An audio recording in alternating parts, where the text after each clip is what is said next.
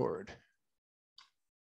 Okay, so at least while I'm doing a remote, I plan on recording the classes so that anybody that's in quarantine or whatnot would have the ability to review it. So anyhow, continuing with the syllabus, I will make an announcement in the next day or two, in the next class or two, about what the actual participation points will be, how many days we'll have interviews, and how many days we'll have final presentations. All homework reports assignments must be submitted to me by the date and time. I will always post everything on Moodle, so you'll have a Dropbox where you can submit your paper to me on Moodle. That's where I would prefer to have everything submitted. If you can't access Moodle, and I guess it does happen on occasion, you should just email it to me so that it's not late or missing. Also, give me some sort of proof that there's something wrong with your computer. Take it to IT and have them send me an email or something, because it gets kind of irritating to me when, you know, I'll work with you. I'll do anything for you to help you succeed in this class. But if you start lying to me about things, and I'll get irritated about that. So if you're really having problems, I'll work with you. If you're just trying to make up excuses because you didn't get something done because you were lazy or whatnot, that'll irritate me. Continuing along. All right, so here's what the semester is going to look like under determination of grade on the syllabus. There will be several different types of assessments available for the students to earn credit during the semester. There will be one test, and it'll be worth 100 points, and it'll be toward the beginning of the semester. The way that I look at it, everybody expects there to be a test in a class, so I'm going to give you a test. It's not the most important part of this course, but it is worth 100 points. There will be 2 10-point writing assignments. That's going to be the email and the letterhead. There will be 3 100-point writing assignments. That'll be a job application cover sheet, a persuasion letter, and what I refer to as the 3 types of writing assignment. We'll talk about those when we get to them. There will be a major writing assignment, which is your final report, which is going to be 100 points. It will also be associated with a major presentation, because your major final presentation will just be a presentation of your final report. The presentation will be worth 100 points. You will be required to do a PowerPoint assignment with that final presentation, and that in itself will be worth 50 points. There will also be an elevator speech presentation, which will be worth 10 points, but we actually will be doing that twice. So that's going to be worth 20 points. There'll be an interview presentation worth another 100 points. And then, of course, the 80 points that I have there are the ones that are basically supposed to be about the presentation where you're grading other people's presentations. So the way that it looks right now, it's 850 points. This is going to change when I determine how many days of presentations we'll actually have. The rest of this particular section, where it talks about it being a writing intensive course or a presentation intensive course, is a leftover from the days when the school required us to have those particular designations. And there were rules about how long the paper had to be, what your grade on the paper had to be, how much of a percentage of the course it had to be. That's all in here to make this qualify with those particular rules. Those rules don't apply anymore, so I'm not going to worry about those rules for presentation intensive or writing intensive. They're still in my syllabus, but they don't mean anything at this point. Okay. For each of the written assignments, the professor shall review and return the assignment with a grade and suggestions to improve the writing. The most important part of this whole course is the critiquing that I'll give you on your writing. You know, some of you are probably very good writers. Some of you are probably struggling writers. What I'm going to do is I'm going to correct your written assignments, and I'm going to edit them so that you see how I think they could be better. It's not going to be me just handing a paper back to you and saying, oh, that's worth 80%. No, I'm going to give you back. Everything will be crossed through with suggestions on how to make it better. And the best thing that you can do is, when I give you those assignments back, to really look at the comments that I've made, because the comments that I'm going to make are going to make your business writing and your business communication much better. And we'll talk about what is better in a few minutes. Then this part here, we talk about the presentations. Each presentation will be assessed by the professor and the class, with the professor's assessment counting for 1/2 of the grade, and the remaining 1/2 to be from the student's assessments. The assessments will be discussed with the student for his or her use in improving their presentations. The inspector reserves the right to administer a final exam, but, and you can hold your cheering and your applause, it is anticipated that the final major presentation during the last few weeks of class shall serve as the capstone event to the course and allow the student to show he or she has mastered the material of the course, thus not requiring a final exam. So if everything works the way that it is supposed to work, you will not have a final exam in this course. So that's one less thing you have to worry about during finals week. You do have that final presentation during the last few weeks, but nothing in finals week. Accessibility statements. This is where we talk about if you have any particular types of needs or need for accommodations in order to help you be successful at the school, that we are certainly willing and anxious to give you whatever assistance you need to be successful.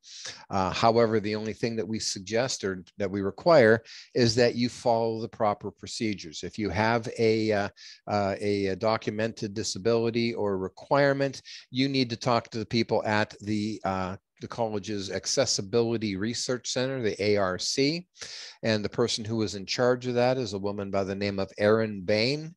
Her phone number is there. The email for them is in this paragraph here.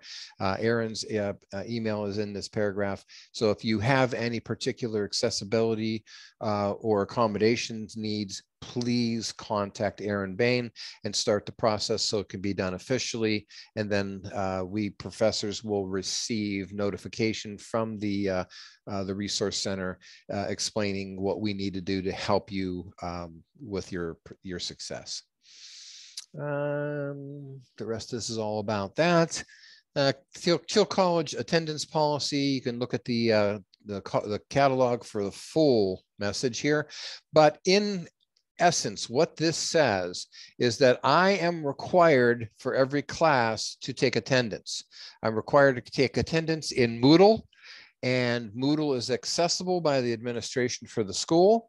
And if the administration believes that you are missing too many classes, you're absent from too many classes, then they have the right to discipline you for not attending class. It can be, what will happen is you'll get a warning letter from Greg Butcher, the Associate Dean for Student Affairs, asking why you have so many absences in any particular course, and telling you that you really need to up your game. And then if you don't improve your attendance, then what will happen is you will be, there could be discipline that will fall on you all the way from the school forcing you to drop the course, even against your wishes, or possibly you could be withdrawn from the school if there's enough of an attendance issue. You guys are paying money to be here. I know that when I was in college, I went to classes mostly because I felt that I wanted to get my money's worth. The other thing is it's a lot easier to learn if you show up in class and participate. It's the way that I do my courses. That's the key to success. Academic honor code. It's in the student handbook. Basically, don't plagiarize, don't cheat, don't do any of those other things. If you do, then I have to discipline you, or I could turn you over to the school. Easy answer here, don't cheat. You don't need to in this class, believe me. Guidelines for recording class content. You guys are not allowed to record the class. I am, because it's intellectual property that belongs to me. And as I said, right now I am recording the classes, but I will make them available to the students if you want to, if you weren't in class, so that you can see what the class was all about, or if you were in class and you want to go over it again because there's something you think you missed, that's fine. I will make the recordings available. COVID response policy. I'm not going to read it word for word, but basically we live in a world that has a pandemic that is going on in it. Right now, it is raging as bad as it ever has. When this happened a year and a half or so ago, whatever it was, the governments, federal and state governments, just plain old shut everything down to try and protect the population. My own particular opinion is that there is not enough political goodwill in the world anymore for any politician to attempt to do any kind of a shutdown. So I don't believe shutdowns are going to happen. I believe we're going to have to participate in the world amidst the COVID issues that are out there. The school has a COVID policy. If you are tested positive, you'll be quarantined. And, I'm sure they've gone over all of that with you. I need to have a policy as to what am I going to do if COVID gets out of hand. The reality of it is that's what's going on today. I will shift the class from an in-person class to an online remote Zoom class. So just be aware that circumstances could dictate that we end up doing something like that. It can be done. This course, I've taught this course 2 or 3 times remotely at this point, and it works just fine. So just be aware that we may need to, what's the current terminology? We may need to pivot. Cell phone policy. If we're in the classroom, I would prefer that your cell phone is not going to be something that is going to be disruptive to the class. I don't want you playing on your phone. I don't want you texting. I don't want you on the phone while you're in class. Most teachers will tell you that you should turn your cell phone off. I'm not that type of person. You can have your cell phone on, just don't make it be a nuisance. Have it on a vibrate setting. So if somebody calls you, you can take the call and you can leave the classroom without disrupting the rest of the class. I'll be very honest with you. My whole position here is my job is to help you succeed, to give you the education, training, and experience so that you will get a great job and be totally successful in the future. And at some point when you're receiving some award, you'll say, I owe it all to Professor Gomulchak. Without his guidance, I wouldn't be here today. That's my goal in life. And if you having your phone with you gives you the opportunity to take a phone call where somebody is offering you the job of your lifetime, of your dreams, I want you to take that call. I don't want you to take it in class. I want you to take it in the hall. But you can have your phone. You can have it on vibrate. Just don't let your phone be disruptive. Tobacco policy: no smoking on school grounds. Also, I have in here any kind of use of tobacco, because the first time that I put the tobacco policy in here, I had a number of people that decided that chewing tobacco was okay. And I can't even tell you how disgusting it is to stand at the front of the class and try to teach and just watch everybody spitting their tobacco juice into the various bottles that they were carrying around with them. So no tobacco use in class, please. This course, my teaching approach is going to be a seminar approach. This is not a lecture class. This is one where it's going to be us talking a lot. I'll be leading the discussion. I'll decide what we're talking about on a particular day, but realistically, I'm going to be calling on you, and I'm going to be looking for your opinions on things. And it's going to be a very it'll be fun. Trust me. Oh my God, Gomulchak, how can you say it's going to be fun? You're going to be calling on me and I'm going to have to talk in class. Yep. But it's not as bad as it sounds. So yeah, it's more seminar than lecture. Grading. I have a reputation for not necessarily being a very quick grader, and I have earned that reputation. I will do my best to get everything graded as quickly as I can. One of the things that I try not to do is I try not to have a assignment outstanding before your next one is due. So if I give you a writing assignment number 1, I will grade that assignment before assignment number 2 is due. Why? because the suggestions and advice that I give you in my grading and marking up of your paper, I want you to use that in the second paper. So I won't have an assignment due until I've handed back the prior assignment. That's the one thing I try to make sure that I keep happening. Here's the score. 93 to 100 is an A, 90 to 92 is an A minus, 87, 89, B plus, 83, 86, B, 80, 82, B minus, so on and so forth. Don't get a 59.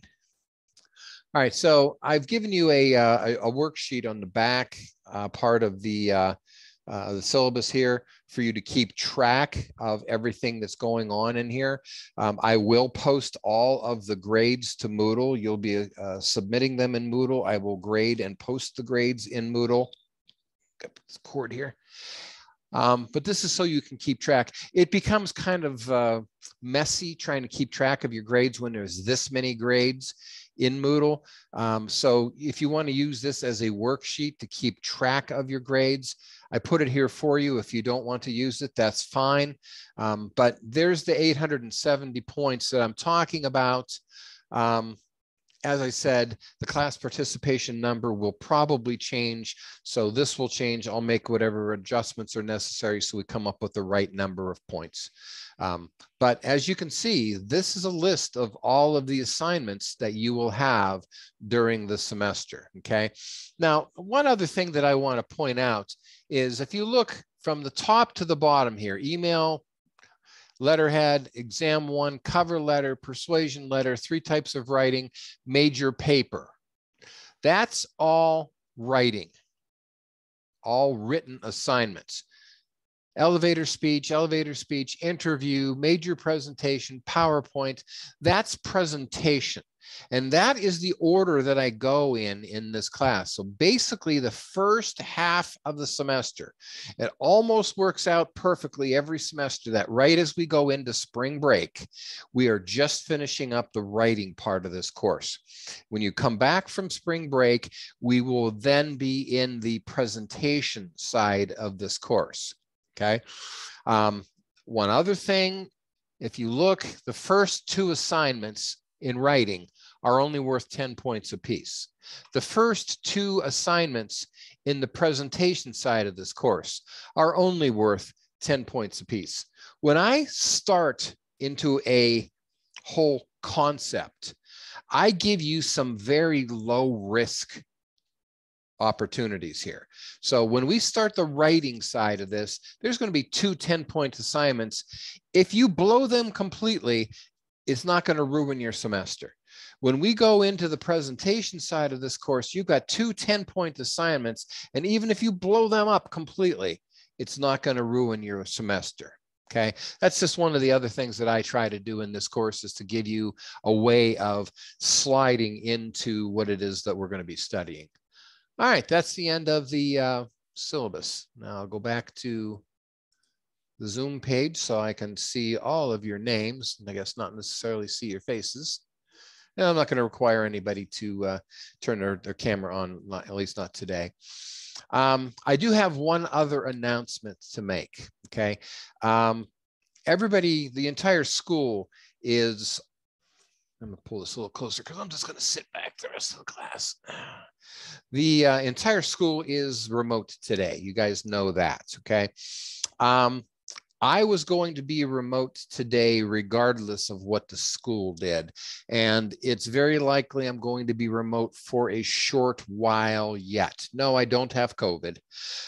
What I have is I have a son who has muscular dystrophy. And it is a serious medical condition that he's been living with his whole life. And he has developed some significant medical problems that are basically, he has been in one hospital or another most of the time in intensive care, since the week before Christmas. So my life is kind of topsy-turvy at the moment. I have not been home in a month. I'm currently living in a hotel in Pittsburgh so that I can be near and deal with his medical issues. He's currently in ICU at UPMC Presbyterian in Pittsburgh.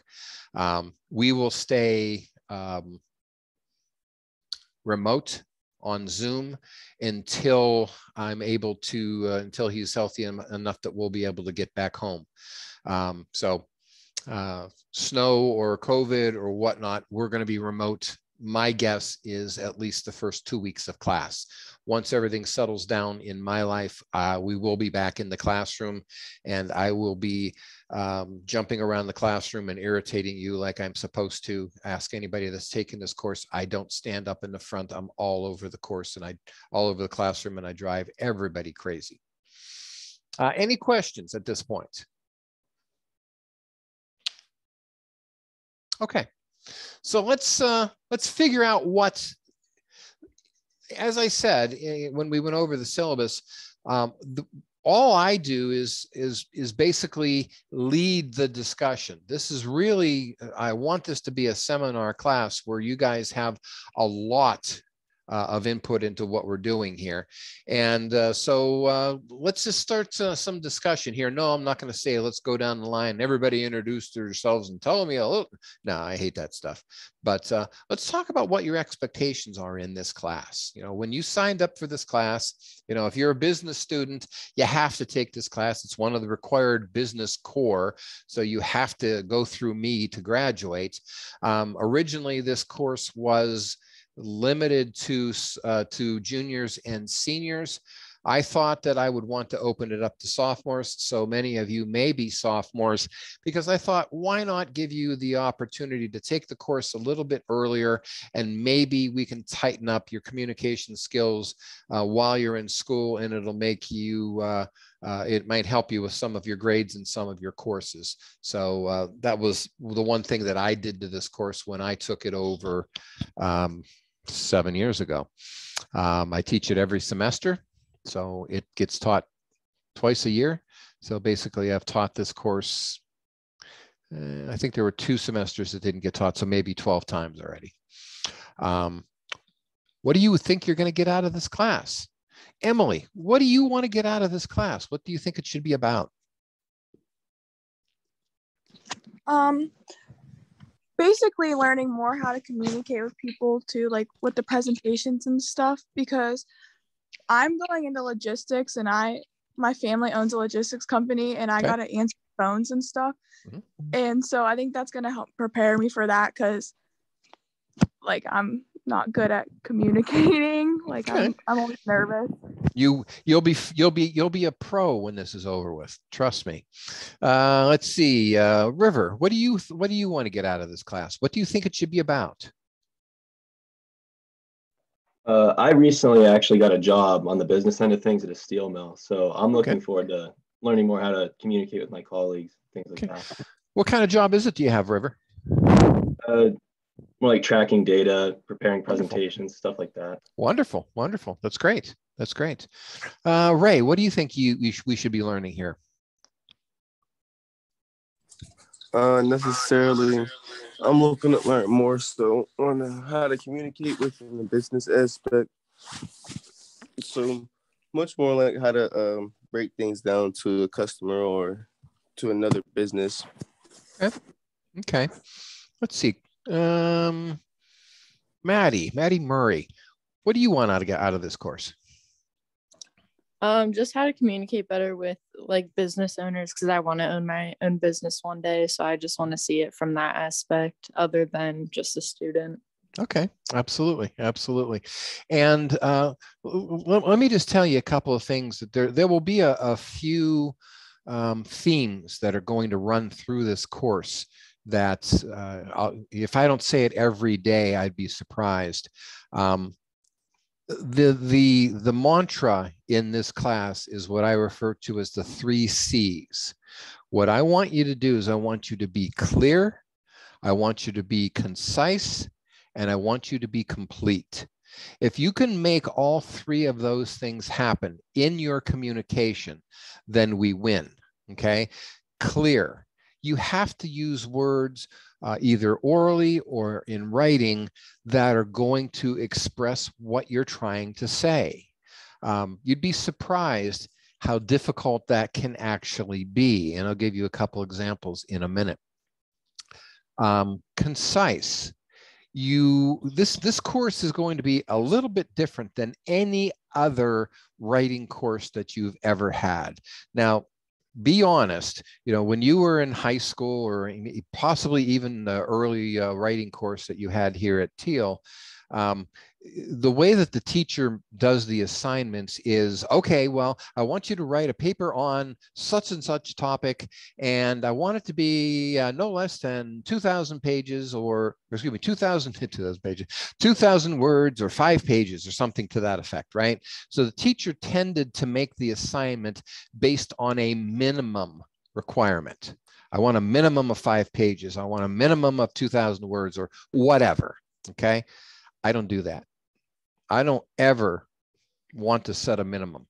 Now, I will later in the semester, and there's a reason for that, but most of the assignments that I give you, I don't set minimums, I set maximums. I don't want things to be over a certain length. Anybody have any idea why I would do that? Anybody? Have less run-ons, be more concise with your words. Yeah, exactly. And the reality of it is, and good answer, Austin, the reality of it is, in the real world, when your boss gives you an assignment and asks you to do some research and then put a report together, he doesn't want a maximum. He doesn't want an encyclopedia coming back to him. He wants it to be as short and as concise as possible. He doesn't want you to, like you're doing the work and you go, wow, gee, I should probably have this go to 10 pages so he'll think that I did a lot of work. How many, raise your hand if we're in class, I would do this. Show of hands, who thinks that your boss is going to read all 10 pages? I don't think there should be any hands up, because in the business world, time is extremely valuable.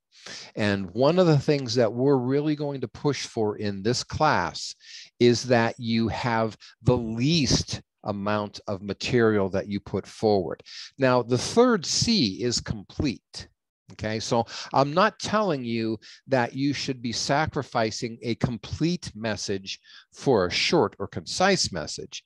But what I'm saying is you should be as short as you possibly can while still giving the whole message. Okay, so if you can get the answer put together in 3 pages, then do it in 3 pages. Don't do it in 10 pages thinking that your boss is going to think you did so much more work. Your boss is going to look at that and say, doesn't this person have something else to do? They had so much extra time that they could just fill out all this extra stuff. No, that's not what your boss wants. Your boss isn't going to read all 10 pages. Now, later on, when we do the final presentation, the formal report that we're going to do, I'll introduce you to a part of writing that's called the executive summary. Now, most people, when they're writing, a lot of the stuff that we've read over the years, if you read anything for fun, if you read any kind of mystery novels or detective stories, or even horror books or anything like that, the author is always trying to set up a climax at the end of the book. They're trying to hide something from you so that they can reveal it to you at the very end. That's their whole thing, is they want to keep you involved in their writing. They're trying to keep you hooked on their writing so that you'll read all 280 pages or whatever it is that their book has. Business writing is not like that. We're not trying to hide anything. We are trying to get our message across as quickly as possible, because the boss doesn't want to read a 280-page novel to get the answer to the question he asked you. He wants to read a half a page. 3/4 of a page. So although your report may be 5 pages, 10 pages long, because you had to do a lot of research and you did have a lot of stuff to put in there, you're going to have something in it that's called an executive summary, which is going to be the first page of actual prose, where you're going to write out, the body of your report. It's going to be the executive summary. You're going to let the cat out of the bag. It's like, oh no, I'm going to tell you how the book ends on the first page. Yeah. That's how we do it in the business world. We don't try to create suspense. We don't try to create mystery. We're not trying to keep you in our work for the entire length of the project. We want you to get the information as early as you can. We're not hiding it. We're not going to hide, in journalism, they refer to it as hiding the lead. You put the main point right at the very beginning. That's how business writing is.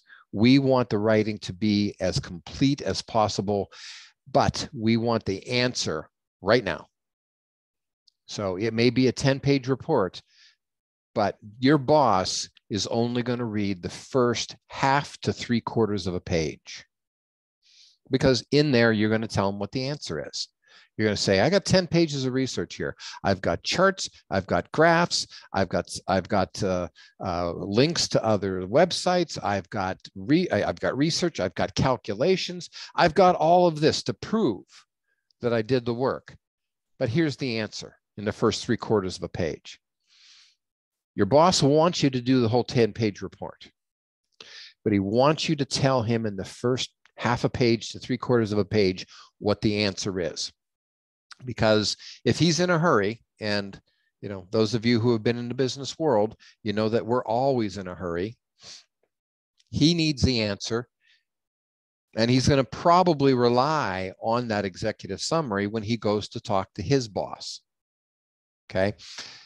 Eventually, if action is going to be taken on what your report was about, they may read the entire report to make sure that you actually looked at every angle that they were concerned about, to make sure that you did the work, to make sure that your conclusions are correct. You have to have the work, but it's all going to be dealt with right up front. So clear, concise, and complete. That's the mantra for this class.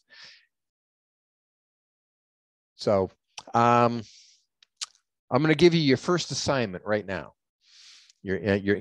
Some of you, I know you're going to do this. You're probably going to do it before the class ends. Your first assignment for this course, I guess you can't do it because I haven't posted it in Moodle yet, is to send me I guess it's not going to do it in Moodle, is to send me an email.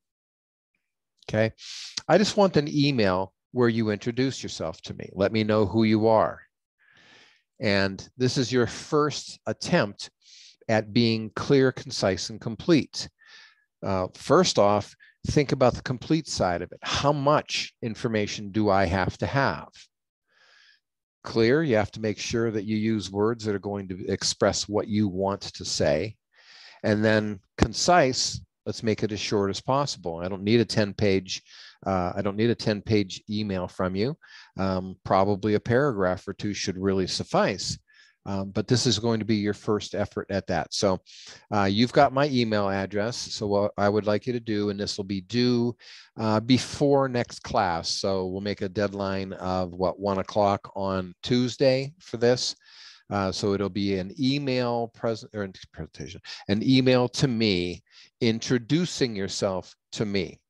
Now, I'm going to tell you about one of the best ones I've ever seen. I had a student, this is probably around 4 years ago now. And this student was somebody who had come back to college after having been in the Army. They had enlisted, they had gone off to the Middle East, served in the Army, served their time, were honorably discharged, very proud of their military service.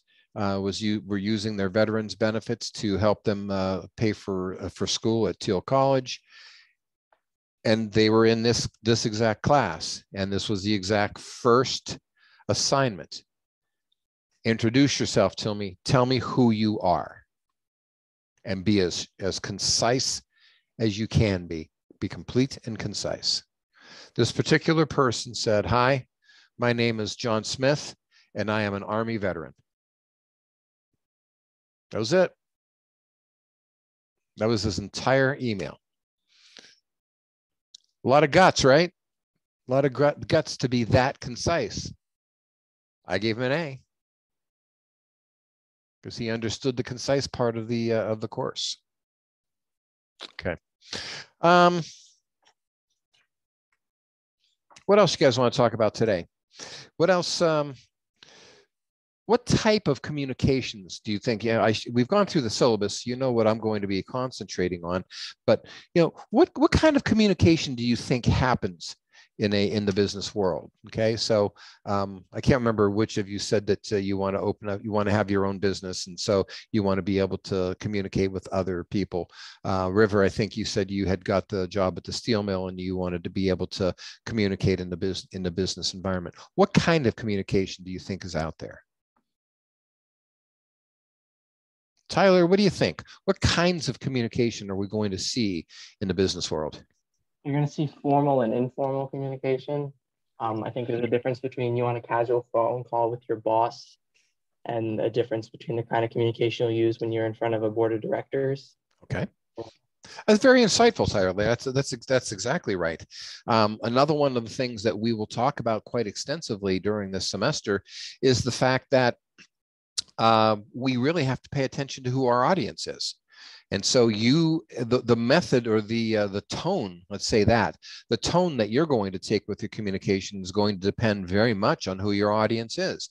So if you're sending an email to a buddy of yours who's asked you if you want to meet at such and such restaurant, cafe for a beer tonight, your answer to him is going to be completely different than if your boss asked you if you what's the progress on a report that I've asked you to turn in, right? So you're going to act completely differently between the two different people, and the big deal there is who your audience is. One of the things that we're going to really push this semester is the idea of you. Well, let me ask this question: how much should you know about your audience before you try to communicate with them? And this is just general communication. I'm not talking writing. I'm not talking about oral. I'm just talking about communication. How much information do you need about your audience? Nevaeh, what do you think? Basically what they like and what they dislike about your, like if you run a business, you should obviously ask them what they would like about it so you wouldn't know exactly what you would be selling them. Well, true. That's it. Yeah, that there's nothing wrong with any of that. Let's get somebody else's opinion on that. Autumn, what do you think? What should you know ahead of time? You should know like what your audience knows. Like if you're like, talking about biology and all these people are business majors, no one's going to know like what you're talking about. Right. Like kind of like know like what the extent you like need to elaborate on, I guess. Right. It would help you determine what kind of language to use, because if you were a biologist and you were talking to people that were professional biologists, you would be probably talking at a much more technical level with them than if you were talking about biology to a bunch of business people, right? So that makes a lot of sense. How do we know who our audience is? How do we know what assumptions to make, how to talk, how do we know what to do? Joey Shoemaker, what do you got? How do we know? I guess you could just like do research on the people you'd be presenting to before you do the presentation. Bullseye. Like that. Bullseye, Joey. That's exactly right. Now, you should hardly ever be in a situation where you know nothing about your audience. Yeah, that's one of the things that we should probably spend more time on.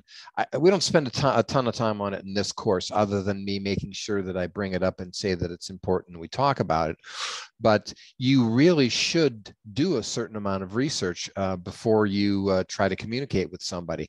All right, so I know that I want to try and get into a relationship with Acme Incorporated, and most of you don't know this, and when you have me later on for other courses, the fiction that I live my life in is that I own a widget manufacturing company. And so if I wanted to get into a relationship with a particular company because I wanted to sell them widgets, what should I do? You know, well, first off, I should know something about the company to make sure that they buy they have a need to buy my product before I spend a lot of time trying to win them over. So what would my next step be? Well, they probably have somebody who's in charge of purchasing. So let's find out who that is. How can I find out who's in charge of purchasing at Acme Incorporated? Juliana. Go ahead, Tyler. Yeah. I'm sorry. You could just go on their website. I mean, I wanted to chime in quickly. Like, one thing I do, because I worked in Boca Raton over the winter. Okay. And the first thing I ever did when I was meeting with someone for business was I looked up their voter registration, because I'm a very, like, for the most part, apolitical person. So, like, I could really just play whatever side I want. Mm-hmm. So, like, if they were registered Democrat, I would just go there and we talk about Joe Biden. You know, like, I found that the best thing you could do possibly is find out their political views, find out what ethnicity they are, find out what their what last name they are, so maybe you can make some sort of assumption. You know, I always found out, like, I always did research into the person, and I found that it helped me close a lot more deals. We were selling, like, defaulted loans, and I was just like the salesperson essentially. So.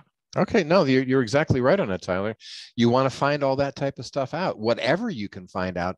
And you're right, there's a lot of information out there on the internet about pretty much all of us, right? So yeah, ethnicity. So you can find out whether you have any kind of background in common, family background.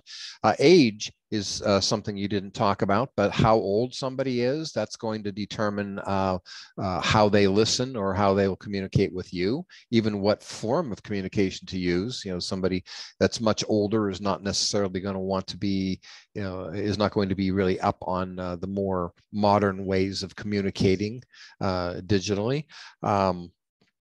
Sex, you know, gender, male, female, or you know, or other. That is another thing that is going to come into the conversation and either help you make a relationship with that person or not. So the more information you can get, the better. And Tyler, that was all very good, very good. You know, you can go to their websites. You can just do searches online. But LinkedIn is out there. A lot of people put a lot of information about themselves on LinkedIn, so you can go and check out what they say about themselves on LinkedIn. You know, do they like sports? Do they like baseball or soccer or football? Or, you know, are they a Steelers fan? Are they a Rams fan? Are they a, you know, whoever? You know, those are ways of helping you communicate with people. So knowing something about your audience, researching as much as you can. I don't think you should ever go into any communication unless it's something that just happens at random. You shouldn't go into any communication without doing some research about the person you're going to be talking to. Okay. Yeah, there are opportunities where you're going to end up talking to somebody or having an opportunity that might benefit you in the business world that happens purely by happenstance, and you don't have any chance to do any kind of research ahead of time. That's okay too. You know, it's a different kind of communication. But, you know, you've got, and I think that holds true for any type of communication, whether it's oral, whether it's written. Okay, knowing something about the person before you write them a letter or write them an email, you know, whatever, even before you call them on the phone or you know, send them you know, whatever. Yeah, I think having some knowledge about them is going to be very helpful. All right, let's see, what else do I want to talk about today? Well, we were talking about different types of communication in the business world. What about, and we talked about formal versus informal. Let's talk about informal for a minute. How important is, it's becoming weird because the world is changing because of COVID. Pre-COVID, we all had offices and we all had co-workers that we spent time in very close quarters with. How important is it to be able to make small talk? Very important. Yeah. Because if you don't know how to make small talk, then that means you just aren't good at communicating at all, really. You should be able to make small talk with anybody. Right. You have to be able to do that. You have to be able to, what we'll refer to as water cooler talk. You're going to go to the water cooler and get yourself a glass or a cup of nice cold water, or around the coffee pots, the ability to just have a conversation with somebody. How do you do that? How do you have a conversation with somebody that, maybe you don't know all that well, but you work with them? How do you have that conversation? Some of us are outgoing. Some of us are more introverted. Even if you're introverted, you should be able to make small talk of some sort. How do you do that? How do you get into a conversation with somebody else? Not talking about selling them something. I'm sorry, Tyler, go ahead. Simply just start talking. I mean, there's nothing else to it. I mean, if you say something and then they're not receptive to it, then you just don't have a conversation with that person. It's plain and simple. I've learned that it's better to open your mouth and stay quiet. I've had both sides of the spectrum when it comes to that. I burned a lot of bridges by opening my mouth, but then at the same time, I've also opened a lot of doors. Sure. And I don't think I would have had half the opportunities for internships and jobs and money opportunities in my life if I just didn't open my mouth. Probably very true. Probably very true. And I do believe that most people do want to socialize, that most people do want to have those small conversations. The one thing that I find interesting in my life, and occasionally you'll find me doing these retrospective things in a class, but a few things that I find very interesting in my life are the times when things that were completely unimportant, I'm talking about things that had zero importance at the moment that they happened, became extraordinarily important at a later date. Tyler said he might have burned some bridges by opening up his mouth, but having a conversation with somebody trying to get in. Let's put it this way.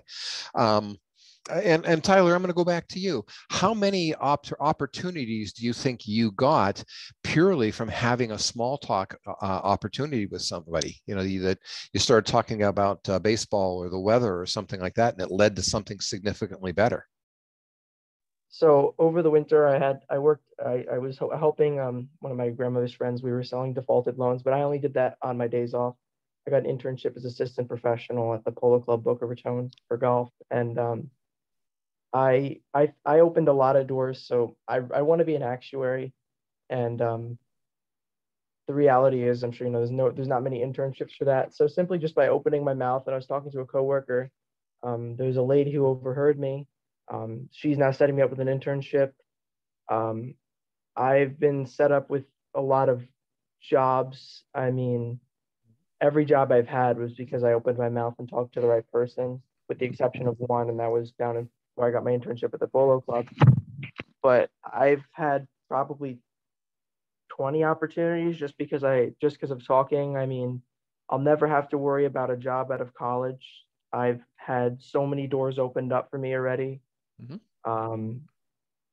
Even just being in Florida over the winter, I had 5 full-time job offers from people that my grandmother knew, just because I went out and I went to the country club and I talked to people. And even when I was at the country club I worked at, I talked to people. So there's a lot of opportunities, and when I was down there was some bridges burned. You open your mouth, you say the wrong thing to the wrong person. You could be out of a lesson or out of a shift because you mouth off to the boss or something. But overall, opening my mouth helped me a lot. I think it comes down to learning how not. I think one of the things that people find to be offensive is when somebody gets judgmental. I think that's one of the things about, especially when you're talking about something like small talk or whatnot, you try to keep the conversation light. If you start being judgmental about somebody, then you have a real good chance of really irritating them and then burning that bridge. So it sounds like you have some skills there, Tyler.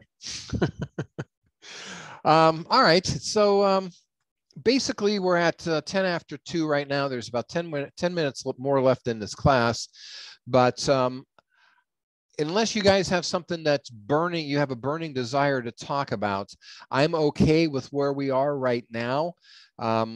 As I said earlier, the class is going to remain remote until my life settles down a little bit. So Thursday's class will be remote again on Zoom.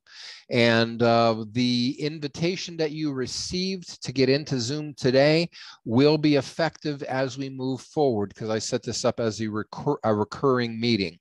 So just use the same invitation on Thursday. It'll allow you back in, and we'll have, hopefully it'll just be a couple of weeks of this, and then everybody's life will go back to normal and we'll all be back in the classroom. This is a lot more fun in the classroom, trust me. Anybody have any comments or questions, that anything they'd like to add before we break up for the day? I just have a question about the homework. Sure. Did you say it was going to be due by this Thursday's class, or are we doing it by next Tuesday? No, by Thursday. Just send me an email introducing yourself to me by 1 o'clock on Thursday. Okay. Okay. And that'll do it for today then. So have a great rest of your day, and we will see you on Thursday. Good night. You as well. Thank you.